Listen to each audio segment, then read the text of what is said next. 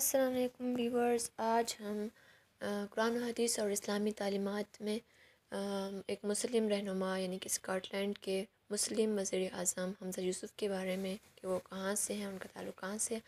تو حمزہ یوسف کے والد کا تعلق پاکستان کے شہر میاں چنو سے ہے، جو 1960 کی دہائی میں اپنے خاندان کے ساتھ اسکاٹ لینڈ نقل مکانی کر گئے تھے، جبکہ ان کی والدہ جو ہے وہ کینیا میں ایک جنوبی ایشیائی خاندان میں پیدا ہوئی تھی۔ حمزہ یوسف پہلی بار 2011 میں 26 سال کی عمر میں گلاسگو سے اسکاٹش پارلیمنٹ کے رکن بنے تھے۔ وہ اسکاٹش کابینہ میں وزیر ٹرانسپورٹ اور وزیر انصاف بھی رہ چکے ہیں۔ اسکاٹ لینڈ کی پارلیمنٹ نے پاکستانی نیاد حمزہ یوسف کو فرسٹ منسٹر منتخب کیا ہے۔ 37 سالہ حمزہ یوسف اسکاٹ لینڈ کے سب سے کم عمر نوجوان اور پہلے مسلم سربراہ ہیں۔ اسکاٹ نیشنل پارٹی SNP سے تعلق رکھنے والے حمزہ یوسف کو اپنی جماعت کے علاوہ اسکاٹش گرینز پارٹی کے ارکان کی بھی حمایت حاصل ہوئی۔